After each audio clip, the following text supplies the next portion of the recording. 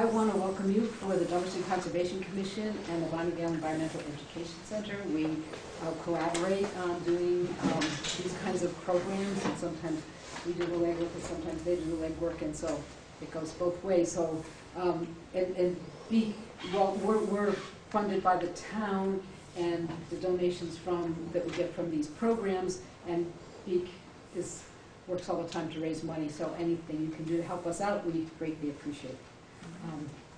So it's a real pleasure to have Jim Andrews here tonight. Jim received his master's in biology from Middlebury College, where he continued to work as a grant-funded herpetological researcher. In 2008, he began part-time field work in Vermont in 1984, and several years later became full-time. He currently serves as chair of the Vermont Reptile and Amphibian Scientific Advisory Group for the Endangered Species Committee, and he lives in Salisbury. I've actually been to Salisbury, where we did a tracking, road crossing workshop. Based in Salisbury, he also coordinates the Vermont Reptile and Amphibian Atlas Project and teaches Vermont field herpetology at the University of Vermont, and he does some independent consulting. So, and you've done a lot of work on the black racers? Yeah, we had some carrying transmitters in the Vernon-Guilford area for a few years, though sadly we haven't seen any racers since 2008. You haven't seen any racers at all since 2008? Right. Sorry to hear that. So those that were down there on the edge of, in Vernon, I think they were, Vernon and Guilford, no sign of them? No, I haven't seen them. Are there any in the state? Not that we know of. But we're hoping. Hoping. We'll keep looking. Yeah. You see any big, long, black snakes? Yeah. Yeah. Wonderful picture. One of the people in the center of it is my daughter. Yeah. This great big, were you in that picture? No, I don't think so. Great big, long. Yeah. So Jimmy. Thank you. First, let me just draw your attention to some of the stuff that's up here. If you haven't had a chance to look at it yet, the stuff that I have printed up on paper is for you to take if you're interested. It's also available online at our website. So you can grab this stuff, or you can print it up later. And I have 5 or 6 different handouts there. I have what I think are the best local books for reptiles and amphibians, and I think the best local book nowadays is the New York State Guide for our region, though it obviously has some species in it that we don't have. But it's great information that takes you way beyond just the identification information that you could pick up in a normal sort of a Peterson's field guide. This will tell you what you're looking at, but then if you want to know some details about it, this is a great book. And all that stuff, if you're interested in these resources, I have a resource list here, so if you just take the resource list, you can pick up those books later. I also have a DVD that I made, which is a DVD guide to the reptiles and amphibians in New England.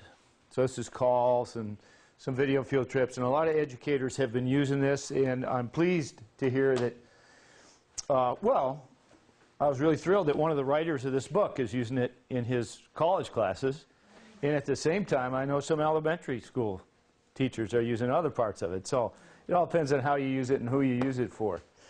And then my main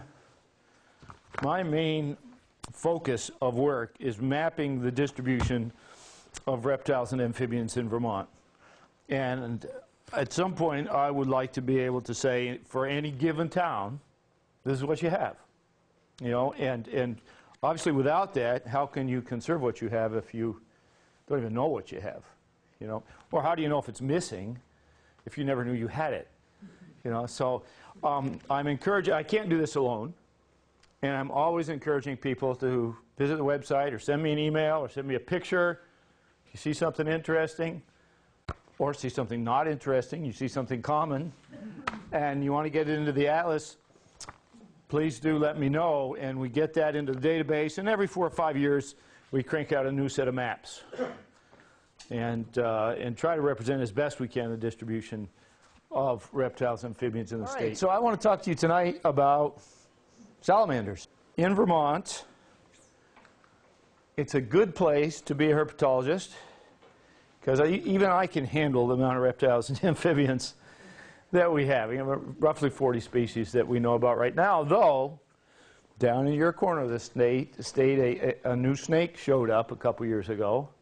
A couple youngsters, a couple young eastern hognose snakes. We have not seen any adults yet, but 2 babies. So sooner or later, somebody is going to find some adult eastern hognose. So about 40 species overall. But for reptiles and amphibians, as with any of our native biodiversity, by far the biggest threat to their sustainability has been habitat loss. Climate change, etc. But habitat loss, for a while, our rate was consuming about 10 square miles a year of Vermont. And clearly, and now it looks like it's down with the current recession about maybe 7.5 miles a year. But still, habitat is a non-renewable resource.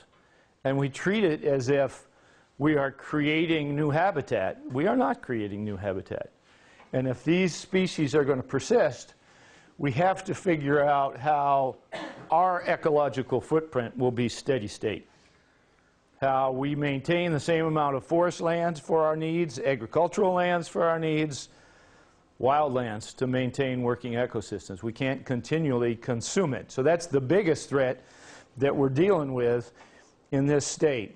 I'm going to skip over that one and start with this salamander, which is way more widespread on this side of the state than the records would suggest. Mainly because people don't, 1, know how to find it, or 2, if they found it, that they would be able to identify it and tell it from some of the more common species. That's the 4-toed salamander. And true, it does have 4 toes on its hind feet, which is unique among the terrestrial salamanders to have 4 toes. We have one aquatic salamander, the mud puppy, that has 4 toes on its hind feet. But it's not the easiest way to identify this thing. This is a tiny little salamander with tiny little toes. And most of us are struggling just to see the salamander, let alone the number of toes on the rear foot.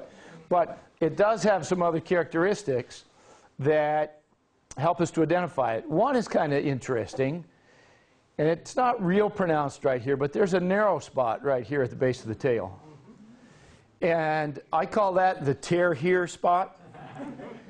That's where the hermit thrush, the deer mouse, whatever, if they grab this thing by the tail and twist, that's where it's coming off. That's where the tail is going to break off.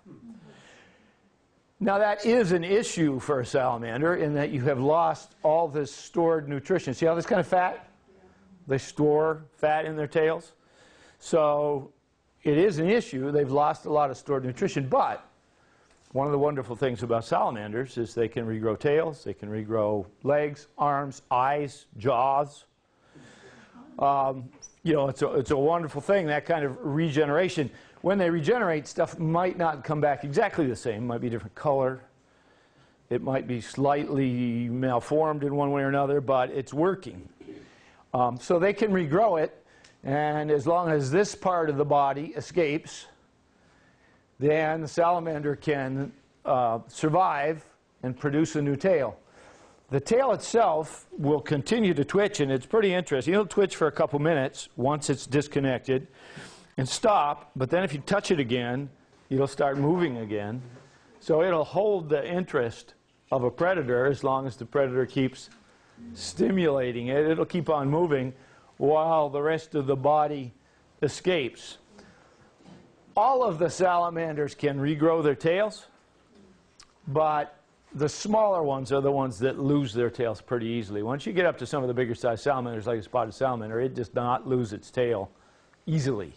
It's not something that breaks off easily, but they frequently do have their tails chewed on.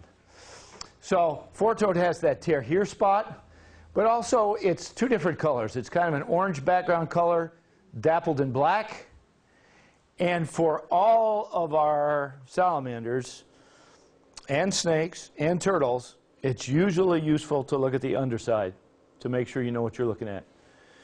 And so this one has a really glossy white underside. There are 3 salamanders that are little, skinny salamanders, eastern red-backed, northern two-lined, same body shape, about 3 inches, very thin, skinny legs. But if you just flip them over, the underside is really the easiest way to tell them apart. Not that they're always going to want you to see the underside easily. If you have 80-20 mean? 80-20 is saying that the glossy white background would be 80% of the underside. It's mostly white, with spots maybe covering 20% of the other side. Whereas in a redback salamander, like you saw today, it's about half and half gray and white. But this is glossy. It's shiny white, and that's by far the easiest way to identify that salamander. Now, we know that salamander from Vernon. We know that salamander from further north. So it's going to be, you are going to find it as soon as you know what you're looking for and where to look. You're going to find it in a lot more places in the Connecticut River Valley. But this was what we had to go on back when I got started. This was the reptiles and amphibians in New England, from Rudis and DeGraff. And so you have a graduate student who has a couple years to put the maps together for you. And she had limited time, and she had, in no way could search northern Maine for four-toed salamanders or search Vermont and New Hampshire. So she was entirely dependent upon people who had taken the time to write down and make public what they had seen. Lots of people see stuff. Okay, they see it, talk to your neighbors about it, it's the end of the story. How does the graduate student ever get the information? If you can publish your information, or scientists that were collecting it, specimens ending up in museums, or if you get that information to some sort of clearinghouse, which I am, for the Reptile Amphibian Atlas, then that information becomes public and becomes available to people in the future, so they have that information. But she had one single record of a four-toed salamander in Vermont in which to base her map on. And she had one here up in central New Hampshire, and she had one there. And so she draws a line. Says, well, you know, it probably makes it that far. And then any of us unsuspecting consumers might look at that map and think, well, this means they're not there. They're not in northern Vermont. But it doesn't mean that at all. For a salamander like this, it just means that nobody got records to somebody that she could get them from. So in a relatively, well, also, let me point out, if you're a southern species that makes it into Vermont, no line like this makes sense. If you're a southern species making it into Vermont, you're going to reach up the Connecticut River Valley, you're going to reach up the Lake Champlain Basin, you are not going to be found over the central spine of the Green Mountains, which are higher and colder. Any line, any distribution line that goes across the state like that is not taking into consideration our geography. It just doesn't work like that. So we started collecting records, and that's what we know now as of our 2010 records. But look over here on your side. We have found them, you know, down in Vernon, and okay, up here, what about all this?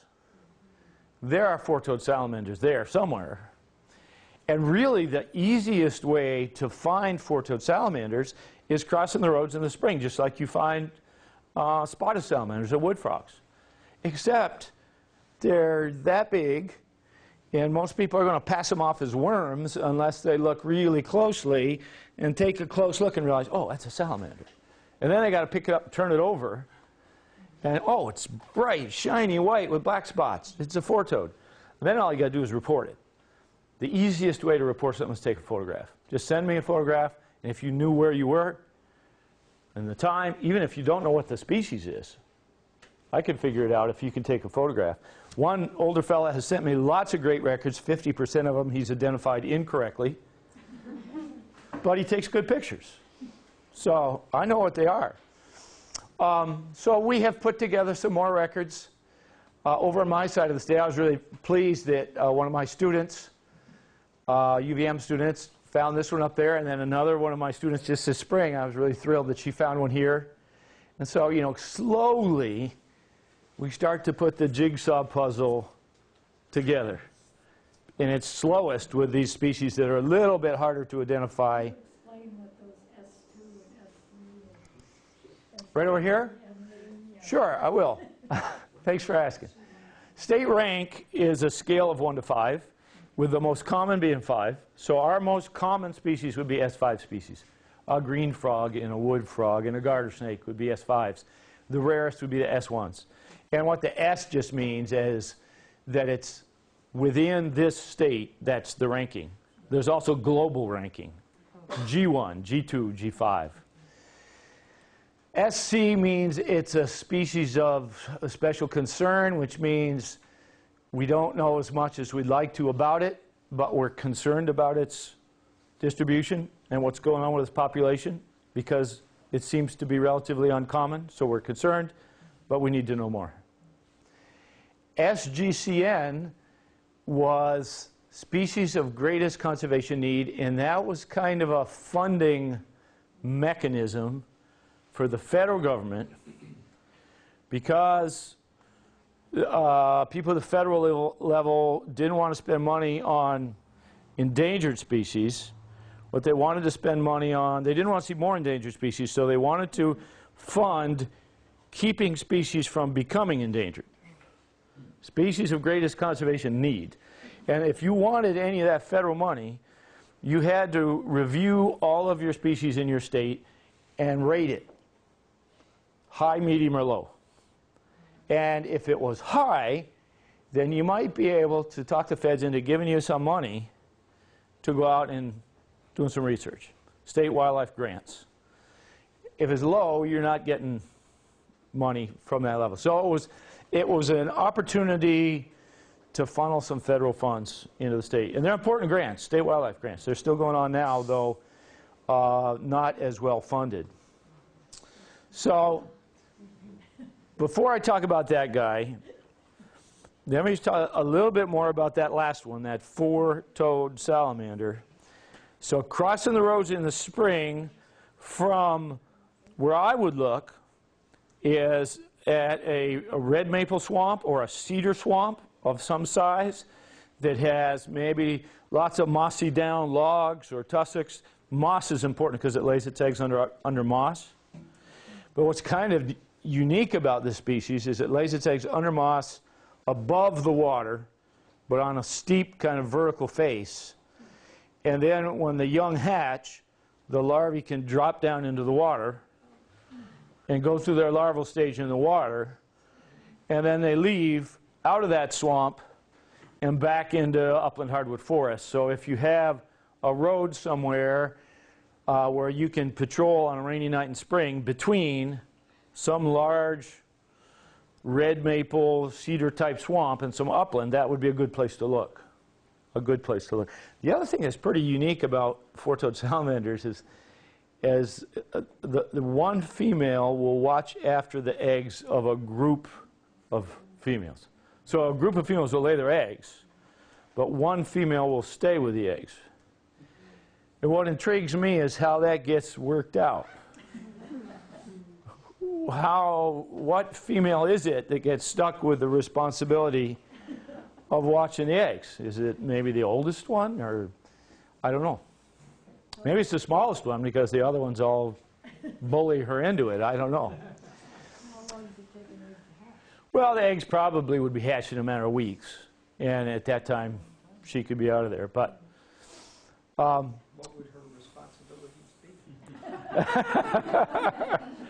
well, there actually are people have looked at if you lay your eggs in the water, you don't bother spending any time with the eggs.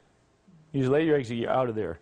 If you lay your eggs on land, usually there is a parent that stays with the eggs. And so there are predators that eat eggs. And so you can defend your eggs from even other salamanders that would eat the eggs or other invertebrates that would eat the eggs. But there's also information that suggests that by surrounding the eggs, you minimize air exposure and you can maintain moisture better so they don't dry out if things get a little dry. And there's some sort of inoculation that shows up in papers now that there's actually the equivalent of antibiotics in your skin that you transfer to the eggs, and you help protect the eggs from mold and other bacteria, etc., which is kind of neat. So here's a salamander, though, that you should have seen. That four-toed, maybe you saw it, maybe you didn't know what it was. This one, you should have seen. If you haven't seen this one, you haven't been getting out enough. Okay? This is pretty standard fare for wet days like today. And if you're near a beaver pond or a man-made pond, a large marsh where they have been able to breed, you should see the terrestrial stage, which this is, the red-effed stage of the eastern newt. And as long as it's wet, they can be out cruising. Being an amphibian, their skin needs to stay moist. Their skin is not as waterproof as ours, and nowhere near as waterproof as the reptiles. So they can be wandering around as long as the ground that they're in contact is moist. But as soon as that dries out, they have to get under cover. The sun's going to dry them out, the wind's going to dry them out, and they have to disappear. And so you notice them if it's been wet and you're hiking near a beaver pond, but they disappear on you, and you don't really think about them until next time it gets wet out there and you see them. The second thing they have going for them, though, is that these guys have a fairly high toxin load, so that even though it's wet, you're still not going to see redback salamanders running around on the surface, or four-toed salamanders running around the surface, because they would be too much at risk of predation.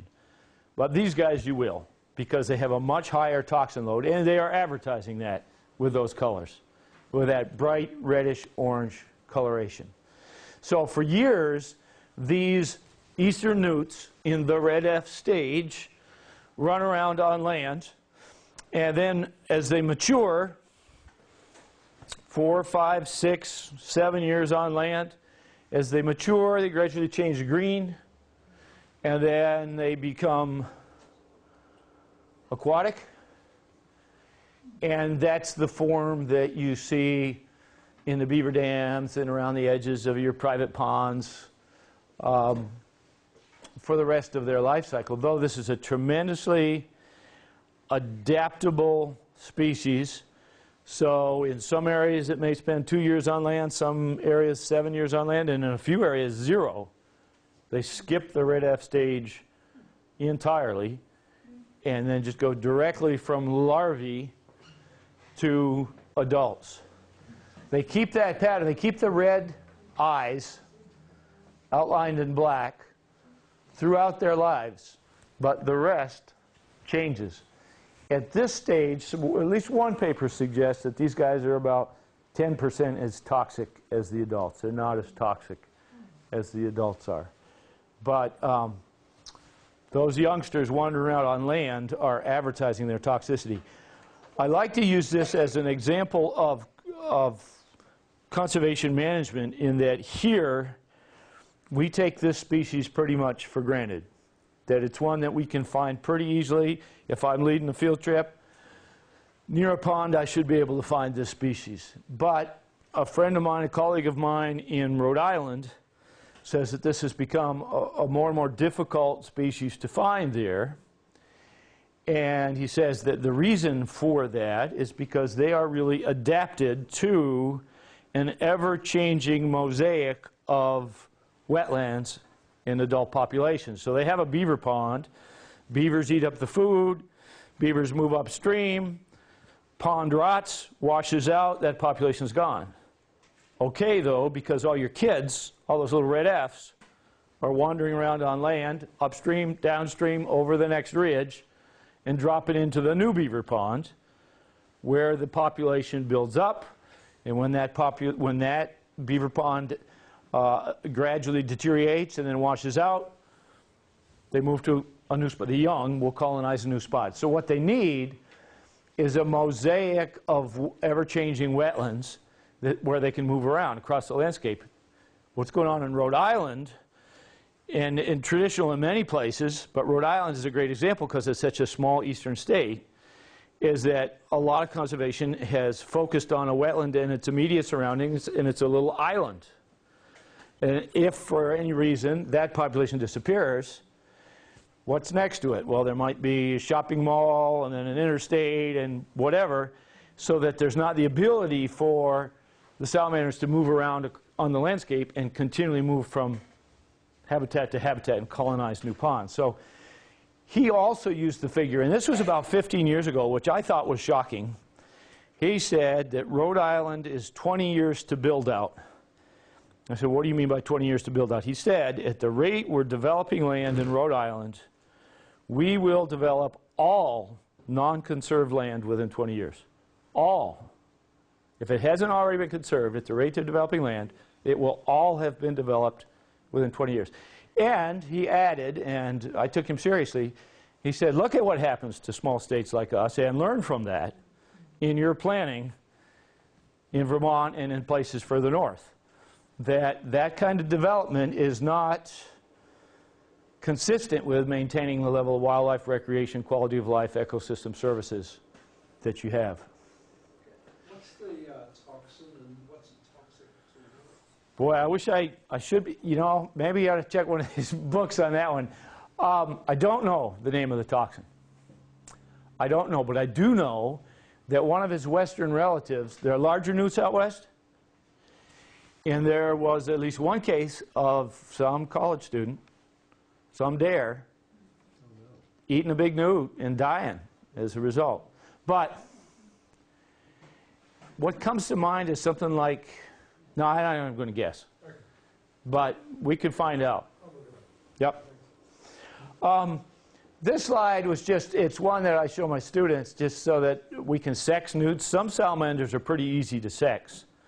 When they're adult, it's interesting to see these black claspers on the inner thighs of the males. Also the black toe tips. And this is a female.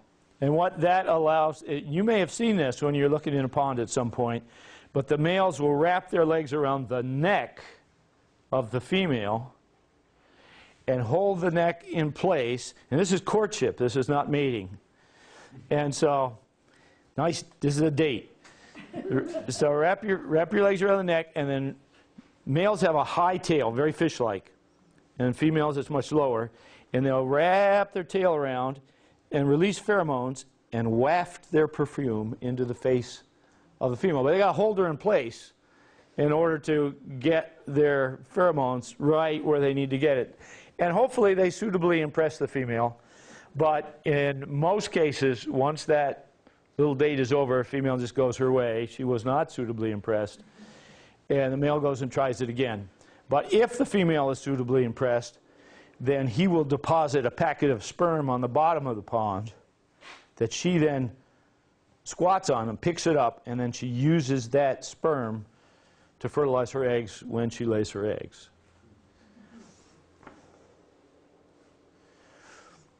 Newts don't lay masses, so we can't go out and look for egg masses. We just see these individual eggs, and you can see the little salamanders are starting to develop in there.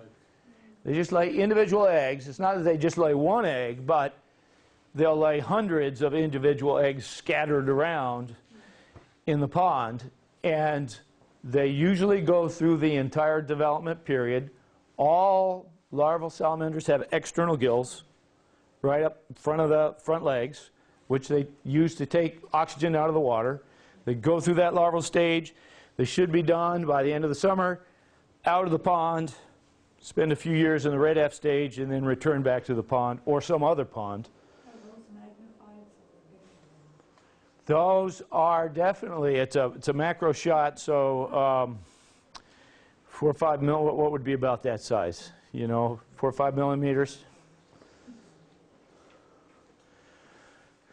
We have pretty good distribution information on eastern newt. People have been reporting eastern newt from all over the state. Though when I look at a town like that, I just hoping somebody will just go there, get a picture of an eastern newt, send it in, and it's like finishing a jigsaw puzzle and there's 1 or 2 pieces missing. we know that there's eastern newts there. Though, this is interesting, they are much harder to find in the Northeast Kingdom. And one of the reasons for that, I believe, is that they are much more unusual in spruce fir forests. They really are more common in hardwood forests than they are in spruce fir. Here's one that we saw today, the most abundant terrestrial vertebrate in northeastern forests. And so for everybody that was there today, that is what? Redback salamander, eastern redback salamander.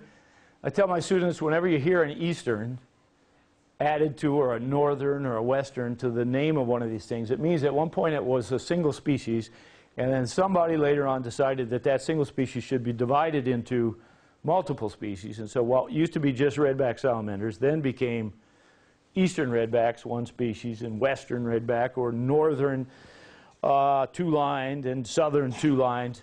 So they got split up later on. But this is the eastern redbacked, and there is a western redbacked. And that sugar maple leaf on the background is really perfect habitat. Mature hardwood forests are its ideal habitat. And this is by far the most abundant and widespread of the salamanders that we have. And one of the reasons for that is that it goes through its larval stage inside the egg. It does not require wetlands. So it goes through so the egg might just be laid under a root or under some wet leaves. Mama's there with them, 5 or 6 little eggs hanging in a grape-like cluster. She stays with them. They go through larval stage inside the egg, and when they hatch out, they're just tiny, tiny, tiny little youngsters. When you say they're the most common terrestrial vertebrates, you mean in numbers or biomass? Biomass. Wow. Biomass, which is interesting because you would think something like a deer, being as huge as it is, would, but in some forests, they have come up with densities, and I've never seen this, but as many as 7 per square meter in good habitat. So when you do that math, that will add up pretty quickly. So one of the things I mentioned is turning these things over for a salamander to tell what you're looking at. Cream background with black vermiculations, worm trails, vermiculations. About a 50-50 mix, and this is the easiest way to identify redback salamanders for sure, because the color on the back does vary. Sometimes they're red, but sometimes they're not. For instance, ordinarily we see them in the redback phase like this, as their name implies, but sometimes we see the lead phase, but still the underside's the same. Sometimes we see this thing, which is called erythristic, or just a little baby. That's my wedding ring, so it's just a little tiny redback salamander. Yeah. The one in the lower right, Yep. being red, does that mean it's toxic at that time, or not? Is that just misleading information? It is misleading information. And some people argue that maybe there is a benefit to that color phase, but it can't be much of a benefit because that's pretty rare. And I think it's just a genetic anomaly. But there are some areas where you can find them fairly frequently, certain specific regions. So we've got pretty good maps going on that species too. But there's still some towns. Somebody could take a run up and find a redback salamander, send in a picture, and fill in the few remaining gaps. But that's a statewide species in mature hardwood forests. We spent a little time looking for these guys today. This is the northern two-line salamander. It's a stream salamander. I call them the saturated soil salamanders. Two lines, duskies, and springs are all associated with streams or seepage areas, where if you turn over some piece of cover, there is water that's just oozing out of the soil. If you walk by them, if you walk by a northern dusker salamander in their habitat, you're going to sink up to your ankles in organic muck. This guy, though, usually streamside, usually gravel. And by turning cover along the edge of a stream, you usually can find them. They lay their eggs under rocks in the water. So they turn upside down, plaster their eggs on the bottom sides of rocks. So then when they hatch, they're right there in the stream, go through the larval stage in the stream. It takes a couple years. and then they become terrestrial. When it rains, they forage away from the stream, and as the habitat dries out, being an amphibian, they would dry out, so they have to come back until they're right along the margins of the stream where the water is. And so their habitat is always changing like that, and they are a good one when you're talking about conservation in floodplains, because they're foraging in that natural habitat in the floodplain. And that may be a couple hundred feet that they're traveling out and then back and then out and then back. What do they eat? There are many, many hundreds of species of invertebrates that are surviving in those rotten logs and in the soil and breaking down the leaf litter. And if you can get down there close enough, up close and personal, and rip a log apart, you'll see all those things running around. Ants and fly larvae and beetle larvae and all kinds of stuff. You will also see, you may have seen springtails. Springtails, one version of springtails called snow fleas that you sometimes see hopping across the top of snow, but they can be tremendously abundant sometimes. There could be swarms of them that will make the leaves look black. And they travel around and used to be considered a type of insect, not considered an insect anymore. Did you find them today? Did we find two lines? No, we did not. The stream was a little high for us. The ideal would have been had the stream been lower, so we could have searched more of the margin of the stream, but the stream was fairly high. What is the snow fleas considered then? It's been put in an entirely different group of living organisms with some new name that I don't remember. I don't remember. We have to look that one up. It'll be your homework. Okay. Talk to me tomorrow. Okay. Two-line, though, again, you look at the underside. You remember that four-toed was one of those little ones that was bright white underneath with black spots, and then there was one that was a salt and pepper mix, and now we have one that's yellow. So you flip these things over, and you can make the identification. They're eggs on the underside of a rock.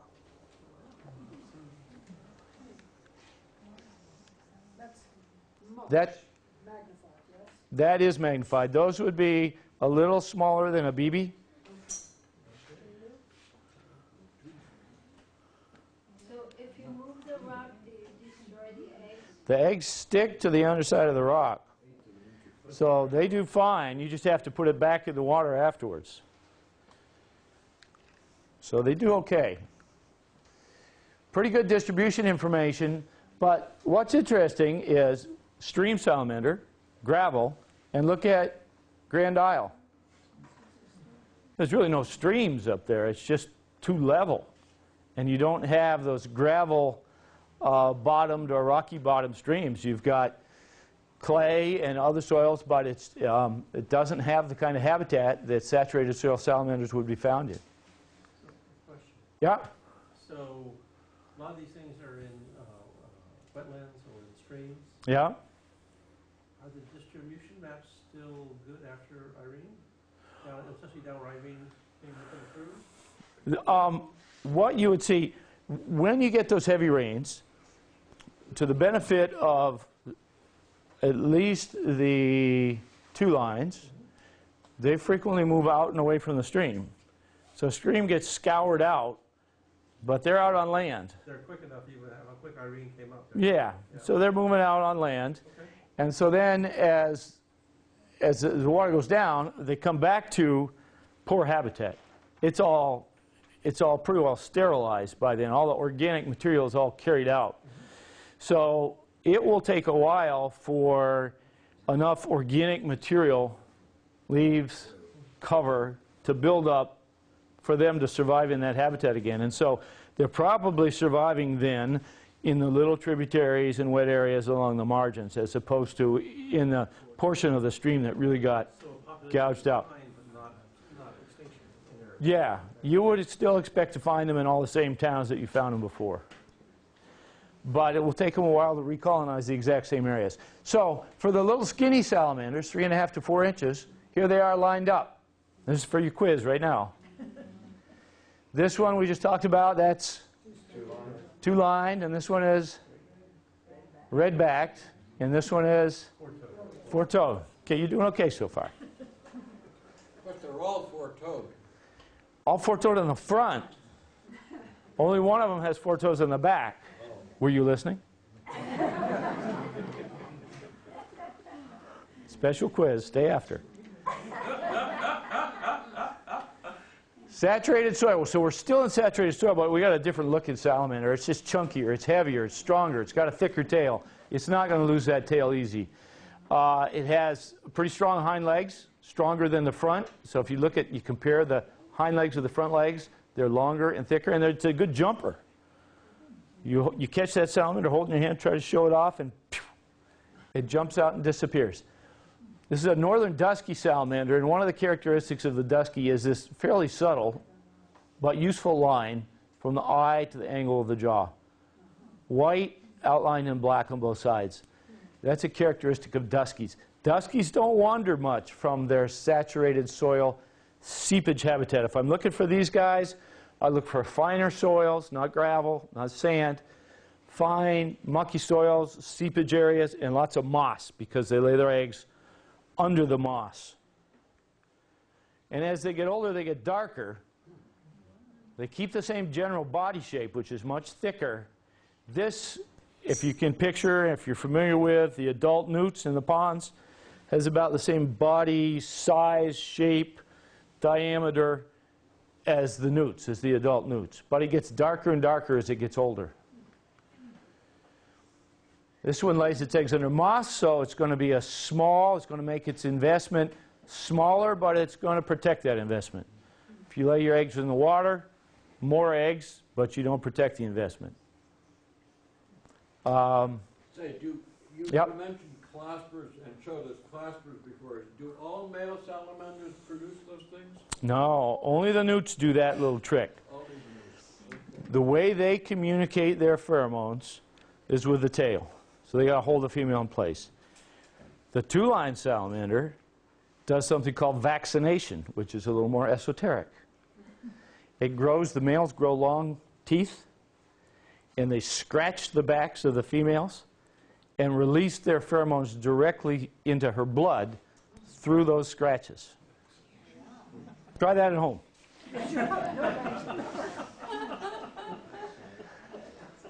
This is one of the group of salamanders that we call lungless, and they do not have lungs. They have to take in their oxygen through skin or through the linings of their mouth. All of the lungless salamanders have what's called a nasolabial groove, and you can see it in this picture, which is kind of neat. From the nostril, there's a little slit that goes down to the lip. And then they use that as a sensing mechanism, not unlike the tongue on a snake. So what they can do on moist substrate is touch their upper lip to the moist ground. Moisture by capillary action goes up through that groove and into their nostrils. And then they can determine, are there females around, males around, predators. They learn about their environment that way, through that nasolabial groove. Only the lungless salamanders have that. So the big spotteds and others, spotted salamander that you may be familiar with, they have lungs. They don't have those nasolabial grooves. Again, a very, very widespread species. But again, look at Grand Isle County. We have not been able to find them up there. I think that's, again, a groundwater topography issue. I don't know what this is. But it looks like a real pattern.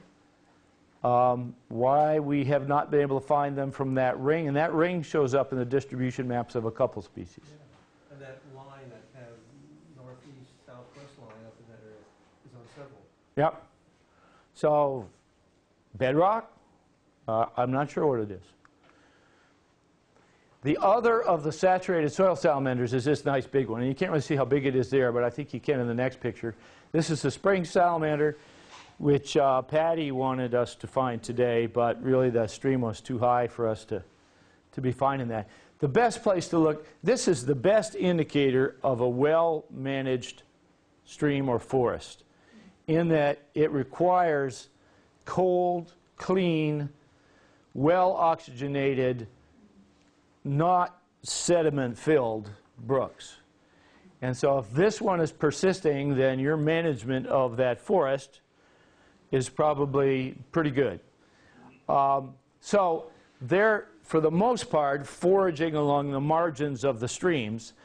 And usually when I'm out with a field trip or a class, we need to be turning cover on the gravel bars, et cetera, along the edge of the stream.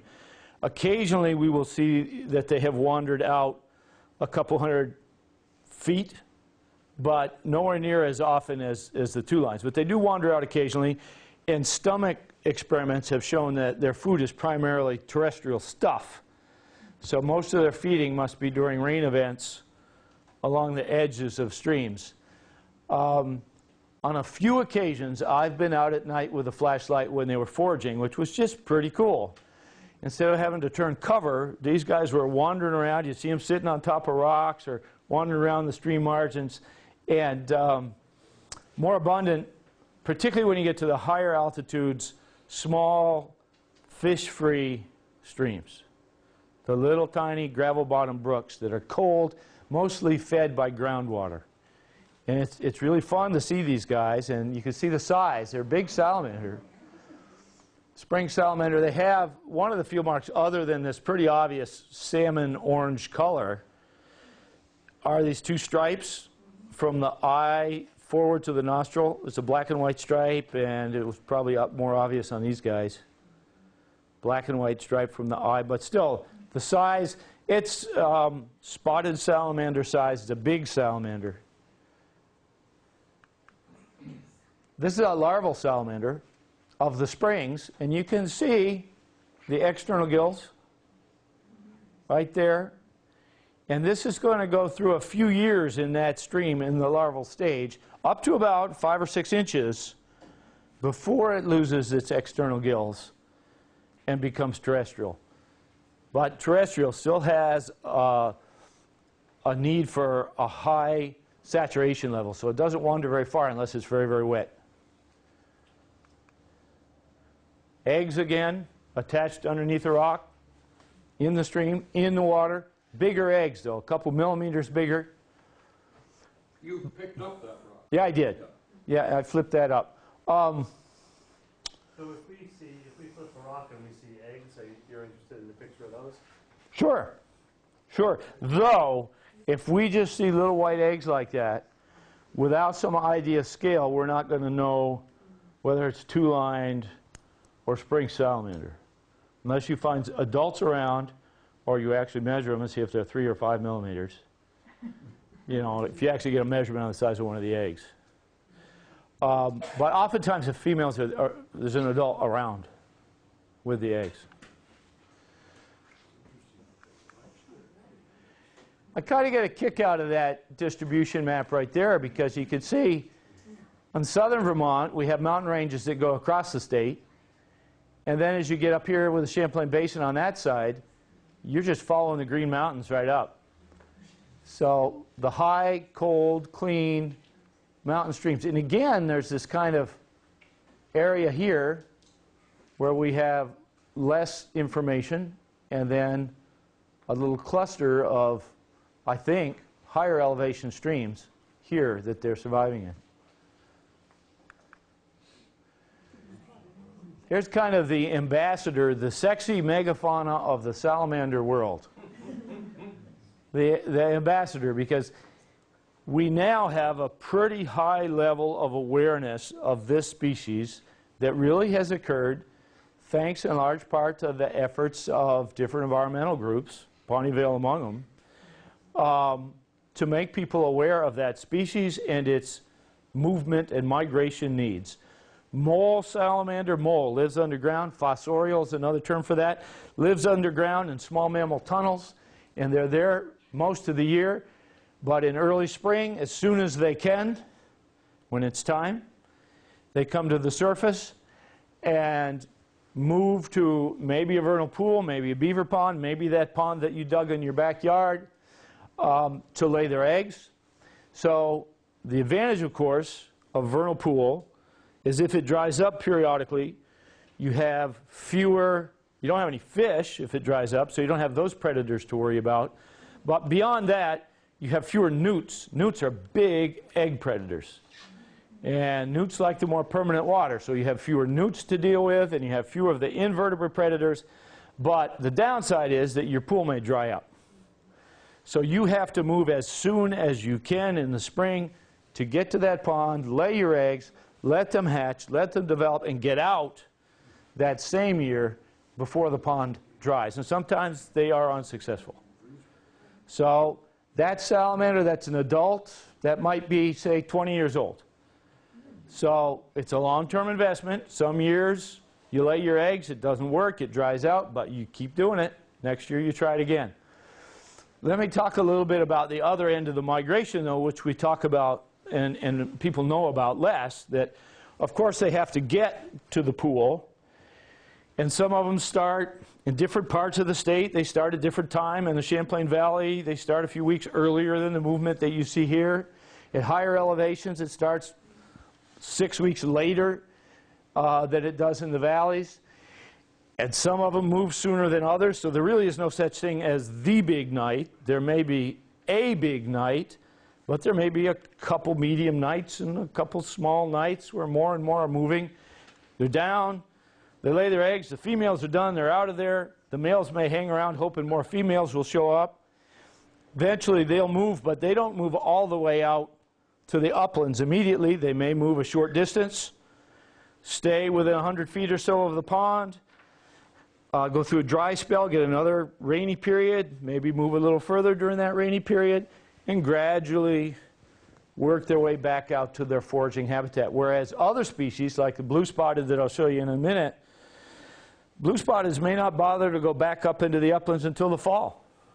They'll go down, they'll lay their eggs, and it's wetter down there. There's more moisture in the soil, they'll stay down there all throughout the summer, and they don't even make their movement until the fall. And so one of the things that people are not looking for, which is kind of interesting, is the fall uphill movement of many of the amphibians that have been down in the wetlands or near the wetlands all summer long. Beautiful salamanders, though, and youngsters are even more brightly colored than the adults. Every once in a while we find one without a spotted salamander without spots. And when they get down in those ponds, there's these mating groups or congresses. And this is a salamander that has lungs. So this guy or gal, guy, because I can see the swollen vent, this guy is coming up for a little air, sucking in some oxygen, because indeed he does have lungs. Salamander eggs, oftentimes I see these in classrooms where people are referring to them as frog eggs. But of course I know all of you know better. Salamander eggs, which have this nice thick layer of jelly around the outside edge of the whole mass. Frog eggs, the individual eggs are actually the outside boundary of the egg mass. So you have a bumpy mass, but this has this thick gelatinous layer around the outside egg, which protects it from newts. Newts have a much harder time eating these. They can burrow right into a wood frog egg mass and start munching down in no time at all. But newts have a hard time eating these eggs until later in the season when they start to get soft and they start to fall apart. But they're pretty well protected for the first few weeks. They're also protected, and you may have seen this, if that pond dries, but then a week later rains come, the egg masses are probably still fine. Those are living sponges that are holding moisture and will keep them alive during a short period of drought. Sometimes you see the pond went down, these were attached to vegetation and they're hanging above the water surface, and then when the pond comes back up, they get wet again. If they don't get wet, they eventually will dehydrate. So it's just a matter of time before we fill in really all of these gaps. As long as you have hardwood forests or mixed hardwood forests and wetlands that they can get to lay their eggs, you should have populations of spotted salamanders. Very common, widespread, and it's the one most people are aware of in terms of spring migration. But there are some sexy, tastefully subdued in their coloration other species of mole salamanders. This one, the Jefferson salamander, which I always find it exciting to find, much more sensitive to pH. We still get acid rain from the Midwest.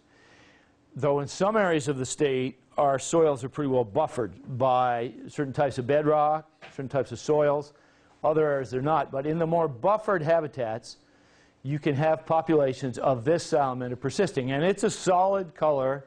This is a male swollen vent, solid color, brownish gray, unspotted Jefferson salamander. Jefferson salamanders also have kind of a squarish snout, and the head is not nearly as wide as on a spotted salamander. It's an upland species, generally upland pools, maybe semi-permanent pools that last at least until July. The egg masses are smaller, fewer eggs, and runnier eggs. They don't hold their shape in your hands nearly as well, maybe 15 to 20 eggs on average in a mass.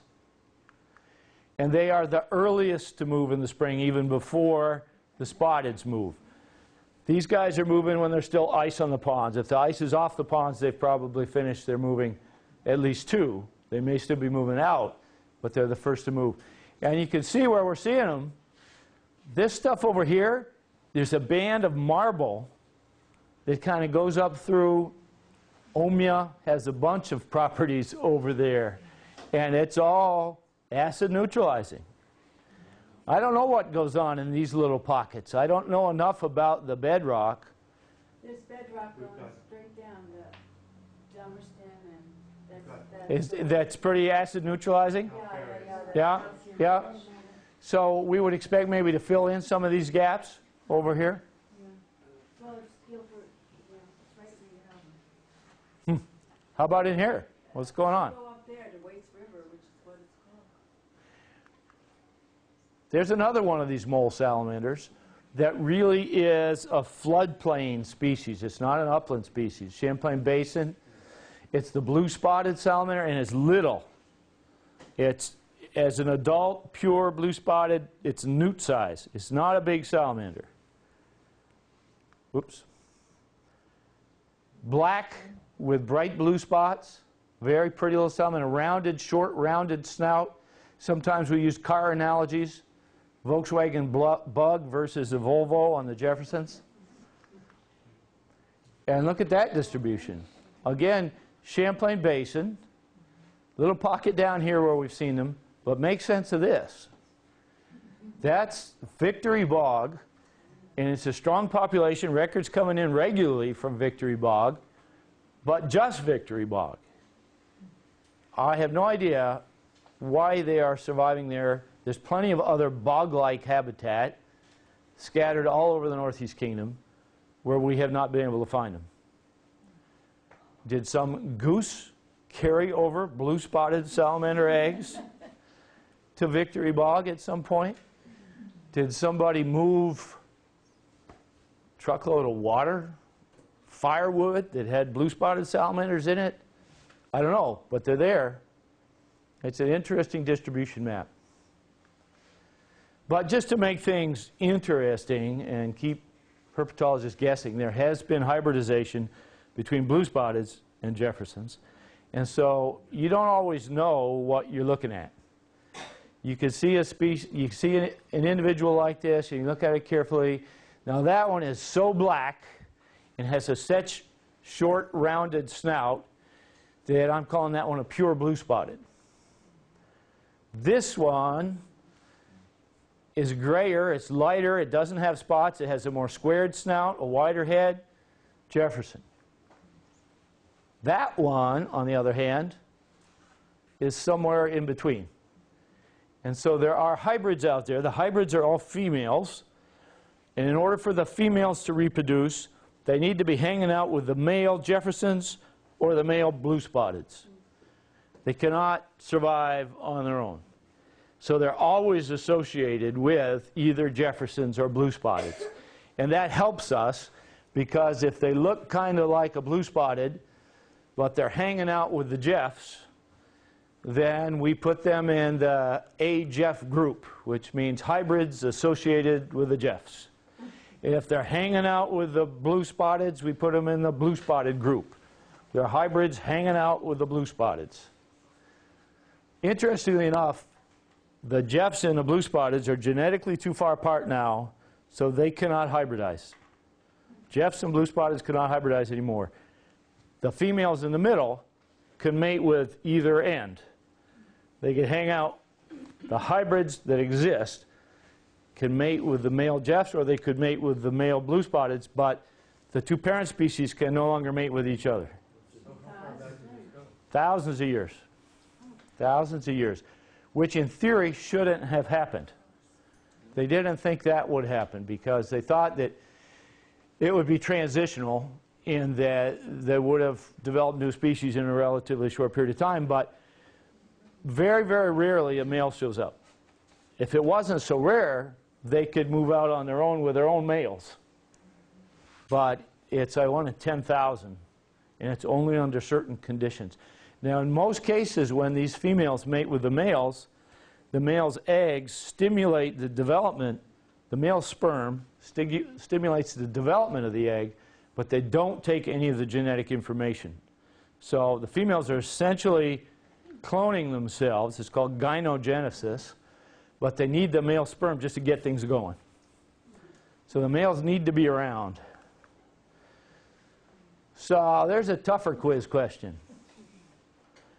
This one, is it maybe a pure or a hybrid? Do you know? Yes. It's small, and it has a swollen vent. Swollen vent means male, so it's not going to be a hybrid. And it's small, so it's a blue spotted. This one, we can't tell. Actually, I can tell it's a female. It's not swollen. So it's either a pure Jeff or a hybrid Jeff in the hybrid group. Does the belly help to look at the belly, or it's not going to, doesn't help? Nah, you know, you read the books and it suggests that that will help, but my experience in the field has told me it's not very helpful. I think it's going to be you guys that find this salamander in Vermont. I think it's going to be in the Connecticut River. We have a photo of it that says Vermont on the back, just Vermont. And that was historic. We have another naturalist that says they found one under a board near a road within sight of Inman Pond in Fairhaven. But you have a population across the Connecticut River, a little bit further south than here. There's one across the Connecticut River in New Hampshire. And so I'm thinking somebody's going to find this. It's a mole salamander. It's called the marbled salamander, but it doesn't migrate in the spring. It migrates in the fall. So you got to be looking late summer, early fall to see that one. But you're going to know it if you see it. Big, bulky salamander with pewter-colored bars, the marbled salamander. Lays its eggs in the fall, just above the water line. The November rains come, raise the water level. The eggs hatch, and they overwinter in the muck under the ice. And then in the spring, because they were there first, the larvae are bigger than all the other larvae, and they can eat the other larvae. So they have that extra advantage. By the way, all the salamander larvae are voracious carnivores and even cannibalistic. So if they have to, they'll eat their siblings. So there were the three little ones. That one was what? The three little salamanders. That was a four-toed, and this one is the red-backed, and this one is the two-lined. These are the three medium-sized ones. Well, red-eft is one stage of this species. The species is newt. Eastern newt, that's the adult eastern newt. Northern dusky. And blue spotted. They're all the medium-sized ones. These are the big ones. Spotted, spring. It should be called yellow spotted. It really should be, but it's not. It's just called spotted. Spring, Jefferson, and a hybrid. A hybrid Jeff group. Once they've hybridized, whether they're blue spotted group or Jeff group, they get big. So any of the hybrids could be big. And then the biggest one. Whoa. This is a mud puppy. And you have mud puppies in the Connecticut, and we have mud puppies in Lake Champlain. And mud puppy was first described to science from probably the Winooski River in Lake Champlain. And it was description went over to the reputable museums of Europe, and they didn't believe it. And so they got back in touch with the new University of Vermont, 1800, and said, hey, we need some specimens of this thing so that we can really see that it exists. And it took a couple years, but fishermen in the Winooski River caught some, and they could send specimens over to Europe of this big, huge salamander that stays in the water, doesn't ever become terrestrial, so it keeps its external gills. These are the gills. You can kind of see the source of the name, mud puppy. Its face may look a little bit like a little puppy, beagle, I don't know, boxer. It's a big salamander. It can get up to about 18 inches, but most of ours are 12, 14. Recent genetic tests have confirmed what we always suspected, is that your mud puppy, I don't mean to diss your mud puppy, but your mud puppy is not the same as our mud puppy in Lake Champlain. And it looks like your mud puppy was, and it's long been assumed, that it was introduced from some source, probably a biological supply house, because it's such an unusual creature, that it might have been, for a long time people have been blaming it on Dartmouth, Amherst, any college along the Connecticut River, assuming specimens were released. That may be the case. It may have been bait. It may have been some other story entirely, but they are not closely related genetically to the Lake Champlain. Same species, but not same source. Came from somewhere else. So there are mud puppies elsewhere than they are just those two river valleys? Mud puppies are one of the species in the Champlain Basin that are Great Lakes drainage species. And the Champlain is Great Lakes drainage. It drains north and then out through Montreal. And so it shares the drainage, and it shares, we have spiny softshell turtle, map turtle, coarse frog. They're all Great Lakes species. So you'd find this out in the mid. You would find this in the Great Lakes and then down the Mississippi drainage. But your salamander is not related to any of those guys. Really? And we don't know for sure what the source of your salamander was. I'm thinking, We don't know what it's related to, but we just know that it's not related to the other. right, it's not the Lake Champlain. It didn't come from Lake Champlain. And So did it come from like the Great Lakes? Or it didn't come from the Great Lakes either. they're all the same as the Champlain? Yeah, they're closer to ours. And when did it first turn up, or when was it identified? It's been there for at least decades. What do you mean your? Well, ours, see, I being a Western Vermont person, our mud puppy is the Lake Champlain drainage mud puppy, And related to the Great Lakes? related to the Great Lakes mud puppies. So where else in the world are there mud puppies? I'm thinking that your mud puppy might have either have a source that is southern, like Georgia, Alabama, way down there somewhere. They're there? They are. Okay. Or if some way they could have colonized up the Atlantic coast and then up the Connecticut rather than from the Great Lakes drainage. The Great Lakes species after glaciation had to work their way up into the Champlain. They had to get in the Great Lakes first, Yep. come around north of the Adirondacks, and then up into the Champlain Valley. But most people don't believe it was a natural colonization. There's a little pocket that showed up in Maine, and they know exactly when those mud puppies got to Maine and how far they've spread. And so it's possible that somebody did introduce them at some point, but just before we were paying attention to the Connecticut River Valley. Are these next to us or not? They are. Yeah. That's what we all dissected. Yes, it is. And so that's the thinking, is that perhaps some that came in as biological specimens, they were kept alive in some classroom for a while, then were released maybe in the river. Where would they probably have come from, those specimens? Well, that's the question, and what we know is that it's not Lake Champlain, the Great Lakes, or any of those immediate populations. It had to have been further away, probably south. That's possible. That's one of the things that comes to mind. Yeah. As little mud puppies, they look quite different. This heavy stripes, little mud puppies.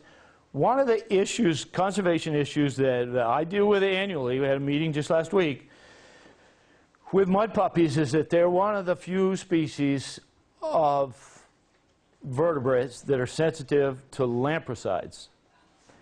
And in the Champlain Basin, there is a big push, federally funded, to control sea lamprey, a native but parasitic, not particularly popular parasite on salmonids. And so the way they're controlled is every 4 years you saturate the rivers with a pesticide, and that pesticide, TFM, is pretty specific in that it doesn't affect most other vertebrates.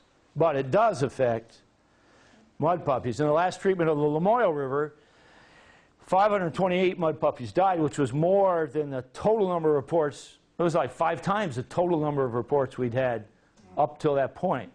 So Lamoille was clearly a big population. It was the first time that Lamoille had been treated. And when they do those surveys, they're surveying, it's a sub-survey. 5% of the treated area is actually sampled. So 5%, there were 528 dead mud puppies. So they took a big hit there. And those of us who are kind of more concerned about ecosystem management and some of the non-game species argue that that's a bad idea. Second treatment of the Lamoille River will come up this fall. But there's a lot more public momentum and support for the control of the sea lamprey in the maximizing of the size and the health of the salmonids in that fishery. Yep. Would you consider the mud puppies in the Lamoille exotics? In the Lamoille? No. They weren't always there. Those guys in that side of the state were there. It's over your side of the state in the Connecticut where they appear to have been introduced. Yeah. So there you go. It's distribution, both sides of the state. So these little vernal pools, tremendously important breeding habitat. On average, last figures I got were 200 to 400 acres of these get either filled in or drained annually. Because they're small, people can get away with that, and really it just doesn't get noticed or reported. Spermatophore, I mentioned it before. The male salamanders put a spermatophore down on the bottom. Females pick it up. That's a spermatophore, a little gelatinous pyramid. And frequently in the spring, I look for spermatophores down through the water to see where the party was of the mole salamanders. Spotted salamander egg masses, wood frog egg masses. Spotted, fewer eggs, bigger eggs, well-protected, firm mass, wood frog. Jefferson, they're a little bit further along. Cigar-shaped egg masses, fewer eggs. And I had to throw in a couple snake shots. One of the unusual snakes that we have found in 2 places on your side of the state is this snake. And if people assume it's a garter snake, then we're not going to get many reports of it. This is a ribbon snake. That's a garter. It's a heavier, shorter, thicker bodied, not so cleanly marked snake. Ribbon. You have it, it's native, and we have some populations in southern Champlain Valley, and we have found a couple in the Connecticut Valley, and we'd like to know more about what's going on over here. But look at this head. It's reddish brown, black stripe, and then bright white, red, black, white, whereas this is really a dark olive green. It's a messy dividing line, and then it's yellow, or creamy yellow. There's a bigger head, there's a smaller head, there's a vertical bar in front of the eye. This is a little skinny snake, and it's really clean, high-fashion color. Here, see those bright white cheeks? This is ribbon, this is garter, bright white, yellow, and I'm pointing to this stripe. This stripe is higher up on the side than it is. Here it's down near the belly. Here it's higher up on the side with a beautiful mahogany stripe underneath it. And this has a really long tail. This tail could be almost a third the length of the body, and if you grabbed it by the tip, it would break off. But look how graceful this snake is. Very thin, bright white lips. This big chunky fella, it's a garter. Love to hear more about ribbon. It is a water snake. It's always going to be near water, the edge of a pond. Garter might be near the edge of a pond, but it varies in its habitat a lot more. Generally speaking, we find it right on the edge, like within 6 or 8 feet, but sometimes... Not 20. Sometimes that, because they'll go a little ways away to bask maybe and warm up, so sometimes 40, 50 feet away. And will they move when it's especially wet, like the salamanders do? They don't travel much, except in the spring and fall from a denning site. So the rest of the time, they're going to be pretty close to the water. The young snakes, from what I understand, feed entirely on tadpoles, so pretty well trapped to staying close to the water. It's interesting, their morphology is so different, and yet they're the same genus. Look, Oh yeah. the tail differences are remarkable in the case that they're both in that one genus. Yeah, yeah. But look at this. I mean, here's historically we had Vernon records. We can't find these guys anymore. Putney, right behind the elementary school. There's a big wetland out there. And Mike Little, Bonnievale, found and reported that snake. He was out with a group. He was a former director of Bonnievale.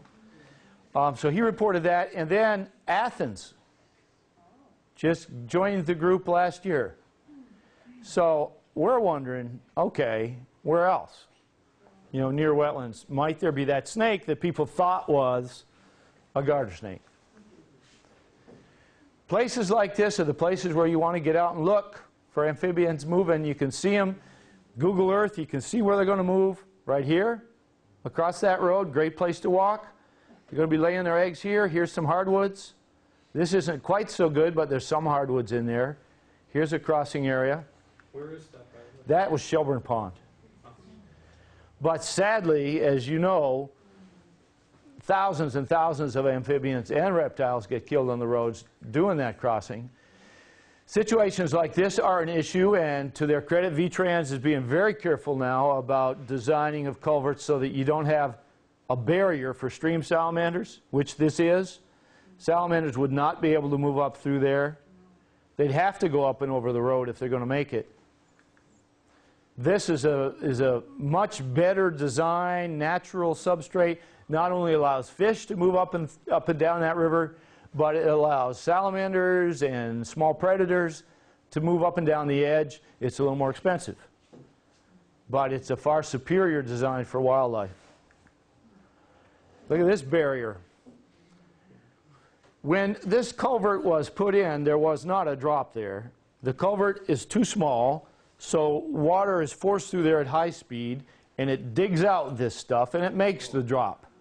So it's a result of the culvert being too small to begin with.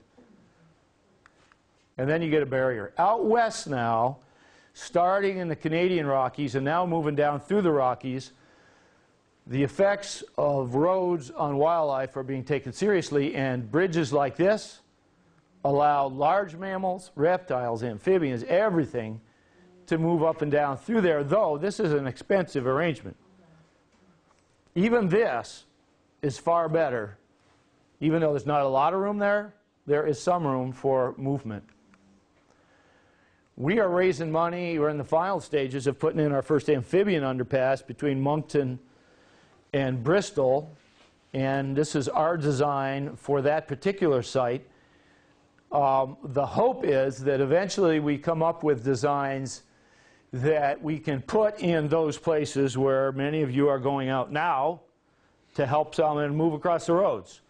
And so we can't depend on that happening to perpetuate populations forever, but when you retrofit and fix roads over time, you can create tunnels like these and walls, barriers, that direct the movement of amphibians through these tunnels. And this is one that we have a federal grant for. We're just finding the last of the matching funds to build a couple of these tunnels in one section of road in Moncton.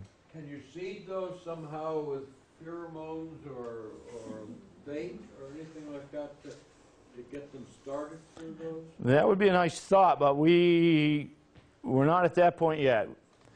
Clearly, you're putting them where you know from prior experience there's a bulk of movement. And you're just interrupting that movement with your walls, your barrier walls, and you're funneling movement right through those things. These are a lot of fun just to play with if you're interested in what's around. You put out artificial cover for amphibians. These are for salamanders. I call these salamander condos. And you can just come through periodically and see what you have under the condos. We use the same thing for snakes.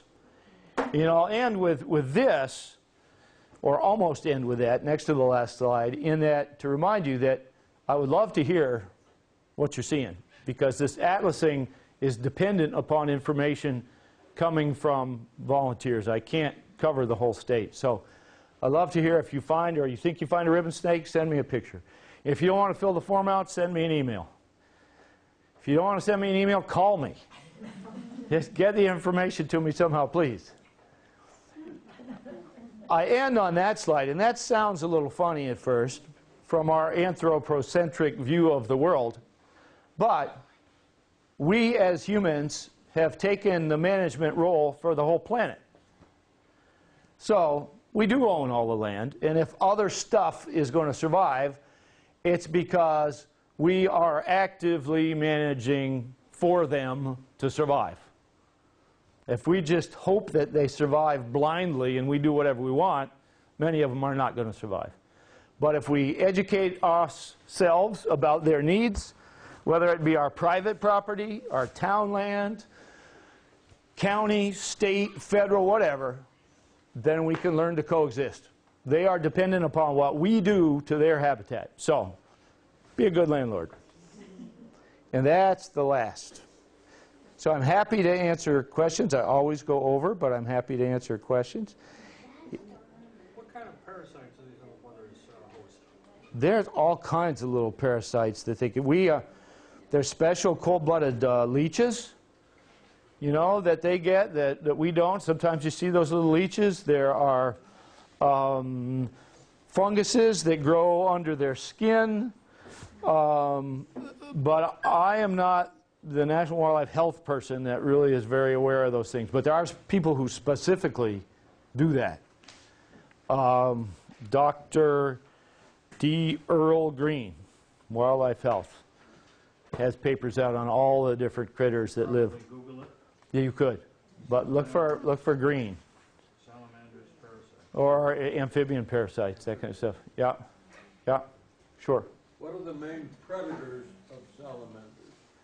Well, in some cases it's snakes. Some are specialists, like garter snakes can withstand the toxins of the newts.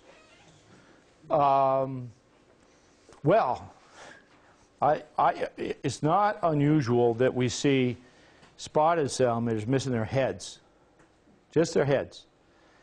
And there's a greater concentration of toxin glands on the tails and the bodies.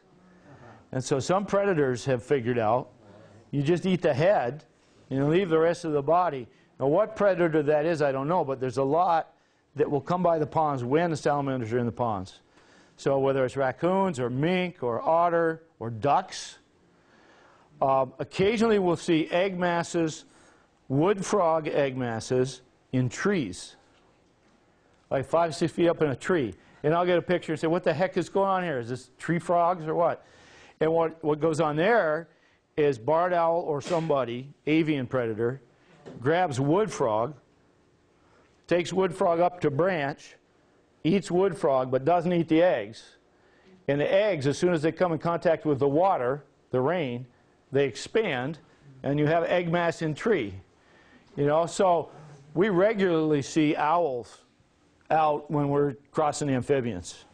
And so I think the owls are taking advantage of all those wood frogs and amphibians as well on those nights. Let's see, raccoons, foxes. If you're a redback salamander or anything in the world, robin, deer mouse, you know, so it depends on your toxin load. Yep. Case would like to know if you know anything about their eyesight, and if they have good eyesight, or they see in black and white. Case is asking questions above my pay grade, I think. They don't appear to see very well. They really don't appear to see very well, and when I've watched them feeding or we've had them in the lab for some reason, you kind of wonder how they could possibly survive, because you put the food right down there and they don't see it for a while, and then they get close to it and they miss it with their tongues a couple times. So it gives you the impression that vision isn't great. If you see spotted salamanders, interestingly, crossing the road, they will frequently raise their heads, and you know that they're aware. Sensing something. They're aware, but I don't think their vision is very good. The smell, we know that some of the smell is enhanced with the lungless salamanders with the nasolabial grooves. Bring in moisture directly into their nasal passages. But a large part of the need for those nasal passages is breathing more than smelling, in that they have to, and you'll see the bottom of their throat pulsing as they're pulling in air through their nostrils, circulating it around in their mouth to get oxygen out of it and then back out. So we know they can smell at least the lungless salamanders well enough to detect prey from the nasolabial groups. Without that, I don't know. I don't know. Good question, so. How deep does the mole salamander go? Interestingly enough, if you do studies, and some of these studies have been done more recently, that generally speaking, under the snow, in the woods, the ground never freezes. And you don't have to go very deep. You just get yourself into a small mammal tunnel, and as it gets colder, you can go deeper if you need to. You can come up, but most of the time you don't have to go very deep. It's the lack of snow that's the issue. If you lose your snow and then it gets cold, you lost your insulating layer. And so those amphibians like wood frogs that are overwintering in the leaf litter then are at great risk of freezing to death, because they are freeze tolerant to about 20 degrees. So they have antifreeze that'll get them to about there, but below that, they're frozen. But if you're spotted salamander, there comes a time in the fall where it's warmer, deeper, colder up. And then in the spring, that gradient turns over. And it's warmer up, it's colder down. And so you come up. In the winter, it's warmer down, colder up. You go down if you have to. So you can adjust. So in most cases, they would not have to go more than a few inches. But if they had to, and they had no snow cover, they might have to go down a couple feet. And if they couldn't, they freeze. They're dead. Yeah. Thank you much. Check out stuff over there if you want to take some of those handouts or look at some of those resources.